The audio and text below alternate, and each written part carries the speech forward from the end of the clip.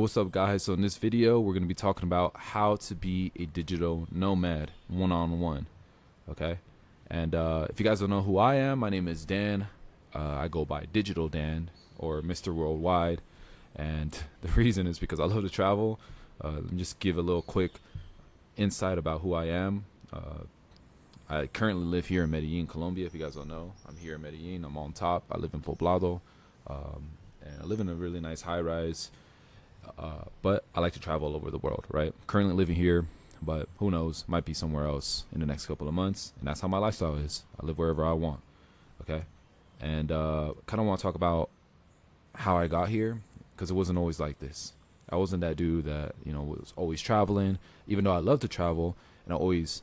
People might even say that they always see me traveling since a young age. Well, it's because I always love to take trips. I always love to, like, let's say when I was living in Arizona in a small little town, like I always was like, all right, me and my brother would just get into our little 2001 Toyota Corolla, and we'll just drive over to San Diego and we'll just spend a weekend there, even sleep on the beach, stuff like that. Like, we just did not care, but all we wanted to do was be on the road. All we wanted to do was explore new places, and it's just something that's like in my family. Like, we all love to travel, and so I've traveled luxury.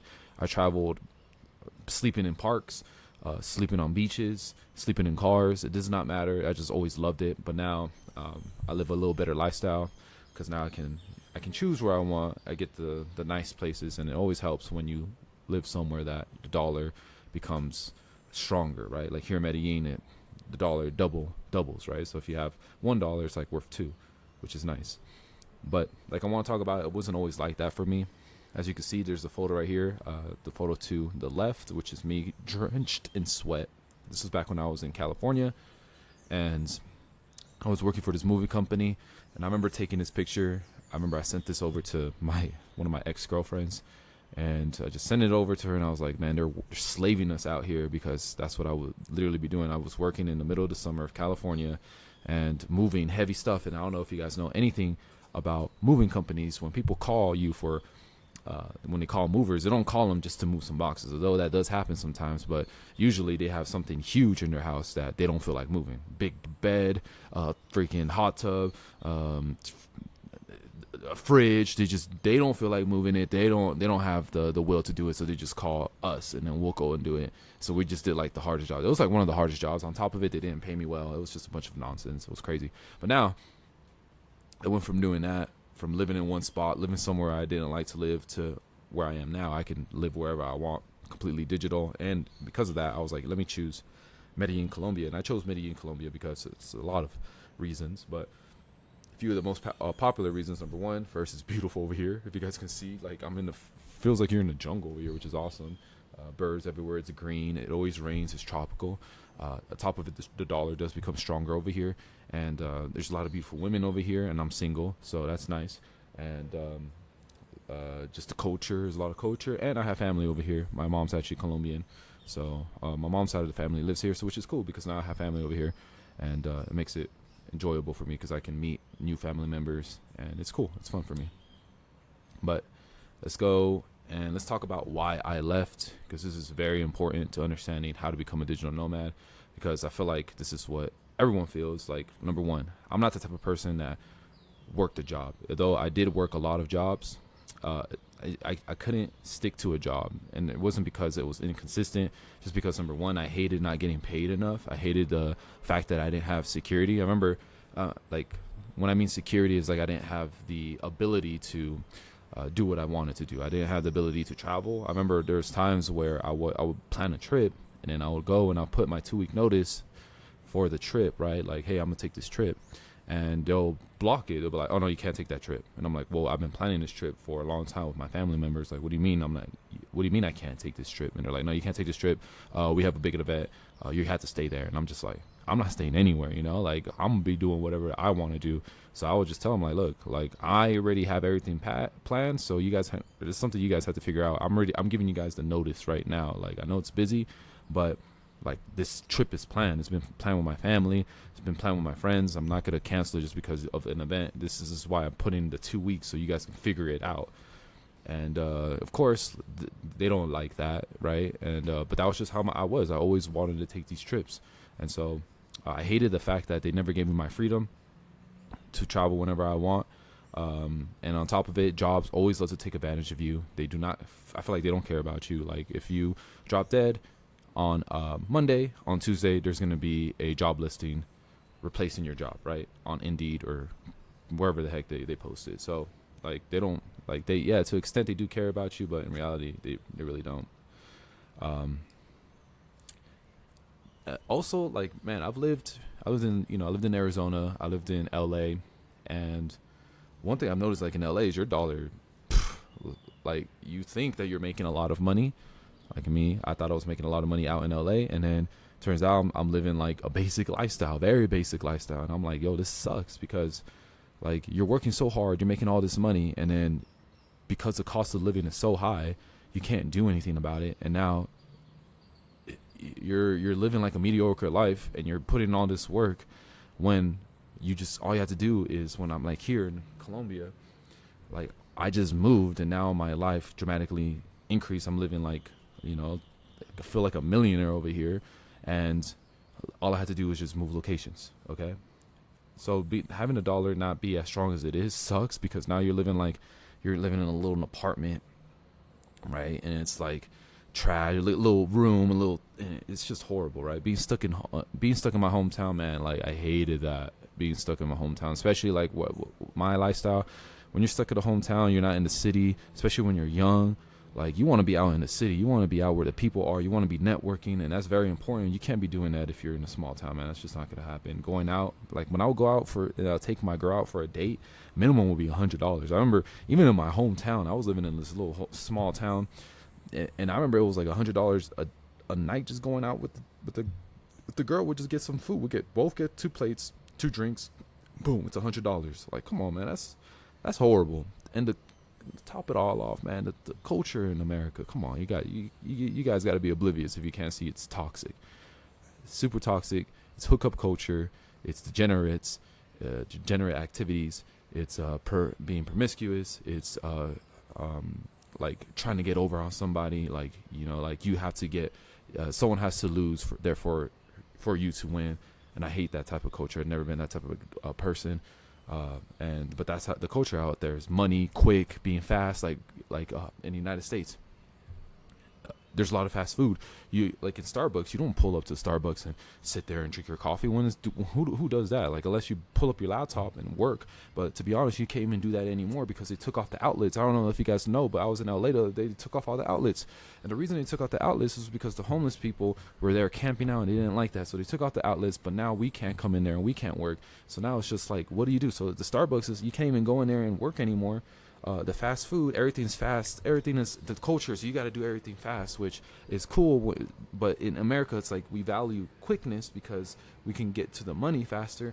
But then it devalues the way of life, and it just sucks. And I didn't like that. While over here, everything is more slow, right? And it can bother some people that are used to that fast lifestyle, but you start being accustomed and you start talking to people and you start having these meaningful conversations and you enjoy life. It slows down a little bit, and that's something that I enjoy personally. And that's something that I value more than being in America. Everything quick. Okay, let's do this, that. Not having any time, not talking to people. When I have conversations with people, I'm like, hey, when's the last time you went out? They don't go out. The party scene in LA is horrible. It's trash, like the club scene. And I'm not huge to clubbing, but man, it would be nice to go out there and have a good time. I don't know. I'm venting now, but let's get into the real meat and potatoes.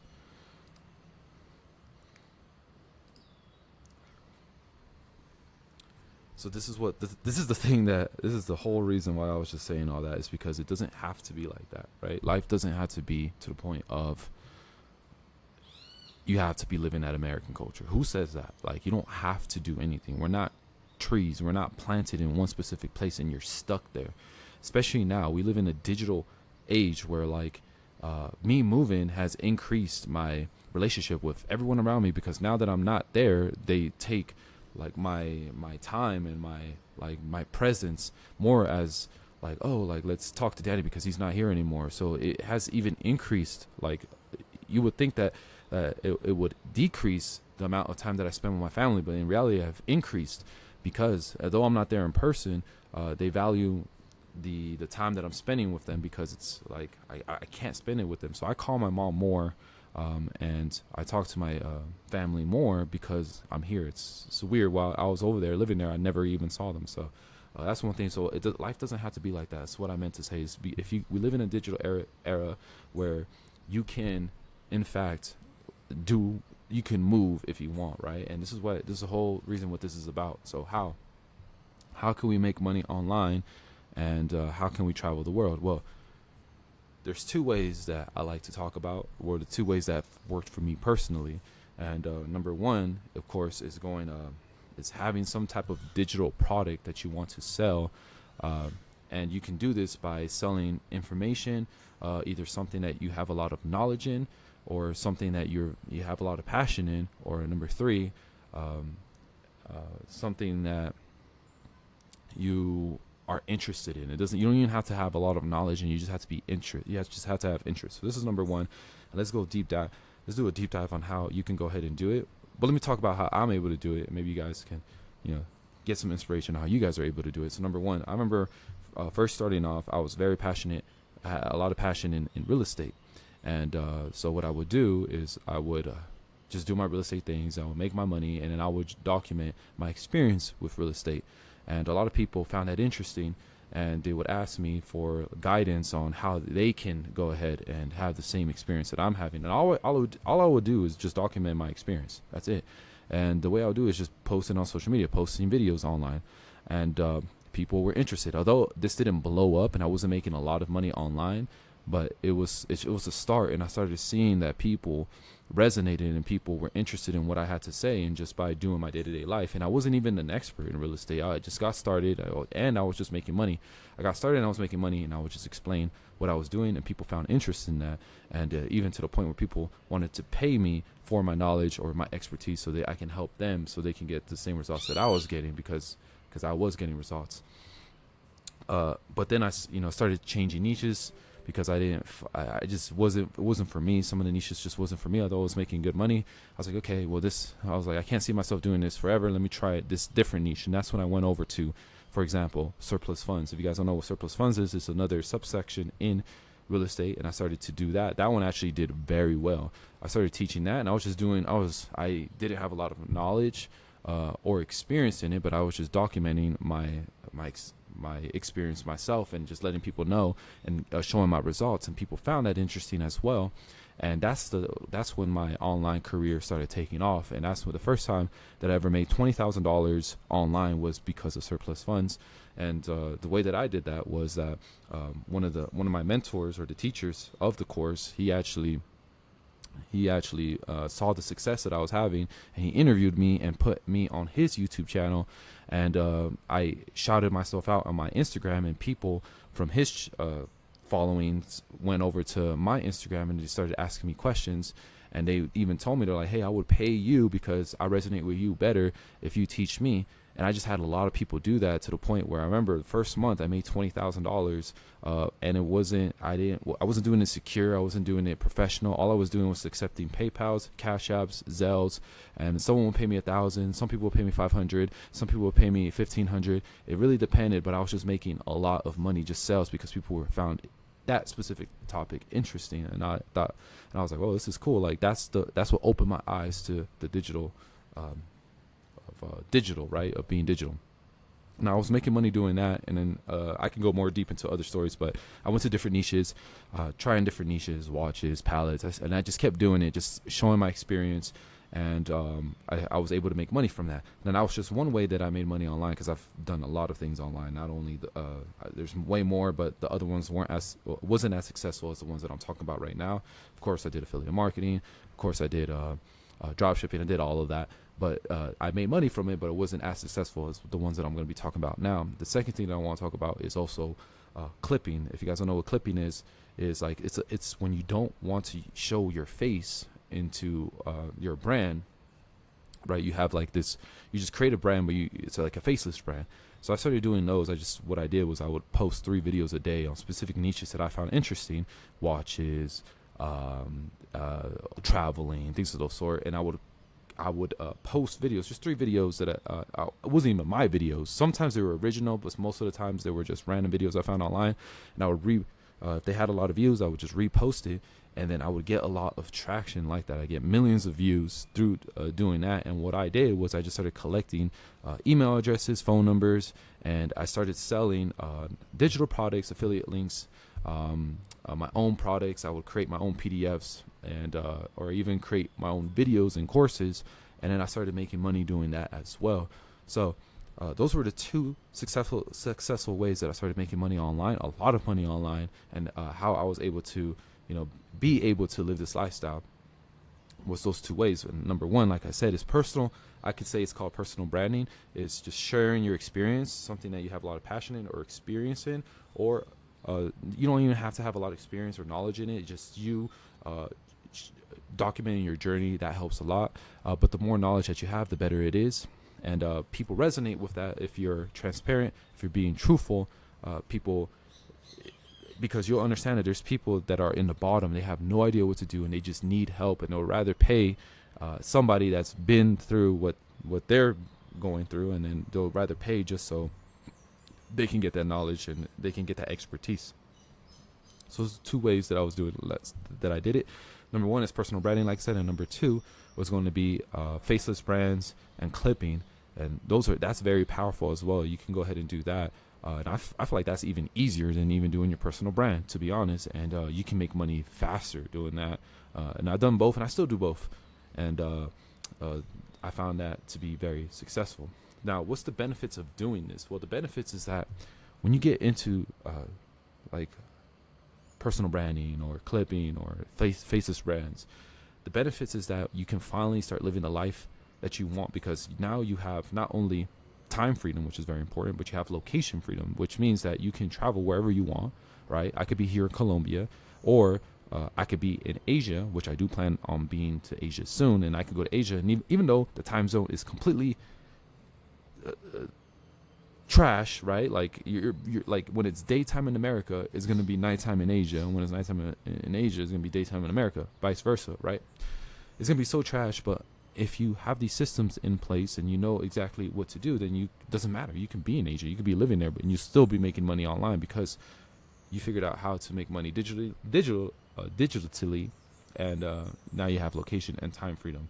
Okay, and this is 100% possible, right? It happen if I'm able to do it, anyone can do it, and it's really not that difficult. But a lot of people get stuck with this, and that's why I created a community where you guys can come in and you can join, and that's where I come in and I just go into detail, like step by step, so you guys can basically have someone hold your hand, and you don't have to do it alone. It's a whole community of people that are entrepreneurs, they're digital entrepreneurs, and we just kind of like share our ideas, and we share our thought processes, and there's a lot of like even video like modules that you can watch, and so you can just start like, okay, what should I do, how can I do it? You just watch those videos, and then boom, like you'll be good, and you can like replicate the success, and you can start making money online. It's very important, because now like I said, we live in a digital era, and if you're not making money online, then you're very, very,